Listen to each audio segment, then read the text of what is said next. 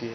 उस समय जब हैंसी क्रोनिया पकड़ा गया था तो मैंने पार्लियामेंट में प्रश्न उठाया था और सीबीआई ने जब इंक्वायरी की थी तो 95% फिक्सर जो थे वो दिल्ली के पकड़े गए थे।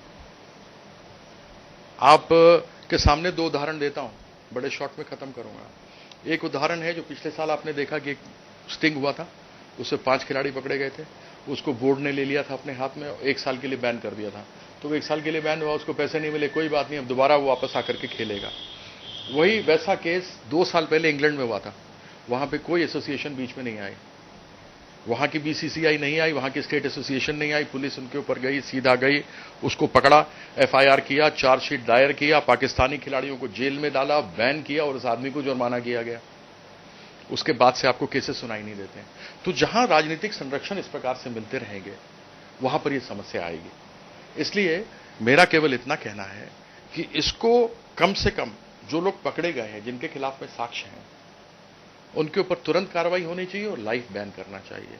अभी आपको एक उदाहरण देता हूं कि मई के प्रथम सप्ताह में आईसीसी ने कहा कि उनको अपने एंटी करप्शन यूनिट के माध्यम से पता लगा है कि दिल्ली में एक व्यक्ति और उसके 6-7 साथी हैं जो मिलकर के मैच फिक्सिंग करते हैं और स्पॉट फिक्सिंग करते हैं। ऐसे लोग ड्रेसिंग रूम में देखे गए हैं, उनको हटाया जाए। अखबारों में भी छपा, अखबारों में भी निकला, लेकिन अपने राजनीतिक या अपने एसोसिएशन का उल्लू सीधा करने के लिए उसके ऊपर कोई कार्रवाई नहीं की गई। इस बार कहा गया तो उसको हटा दिया गया। आप कहेंगे अभी इस इंटरव्यू के बाद आपको मैं नाम भी उसका दे दूंगा, आप कृपया जाके पूछेंगे कि इसमें कितनी सच्चाई है कितनी नहीं है। लेकिन कीर्ति जी, बार बार क्रिकेटर पकड़े जाते हैं, बुकीज नहीं पकड़े जाते हैं। आपने भी कई मंचों से बात उठाई है, कहां कमी दिखती है, कहां?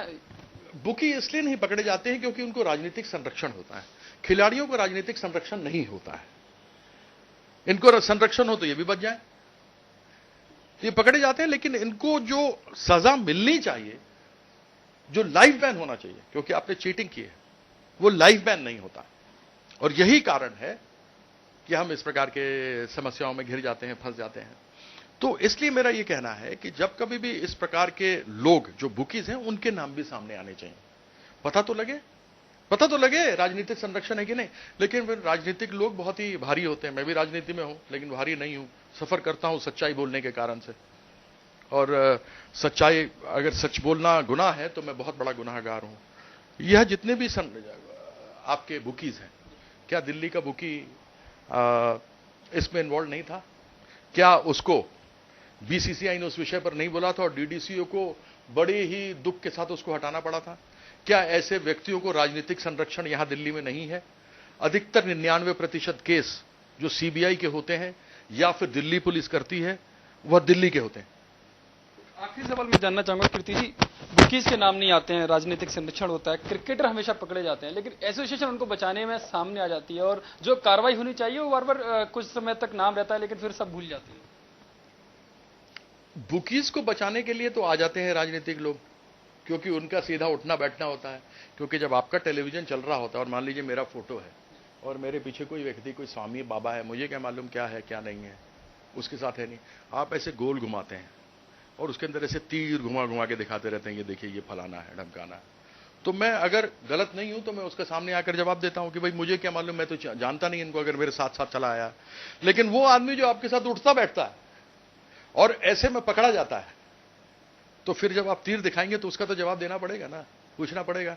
तो वो जाके राजनीतिकों से पूछिए, भैया कि ये जो गोल धारा में बैठे हैं, आप जाइए वेबसाइट पर, डीडीसी की है कि नहीं है, या आपने कभी लिए हो, या फोटोग्राफ्स निकाल करके देखिए, तो आपको ऐसे बहुत सारे लोग मिल जाएंगे जिसके ऊपर कि आप गोला लगा करके तीर घुमाते रहेंगे, ये देखो ये आदमी है फिक्सर, ये आदमी है जिसको बैन किया है आईसीसी ने, सामने आ जाएगा। ये थे कीर्ति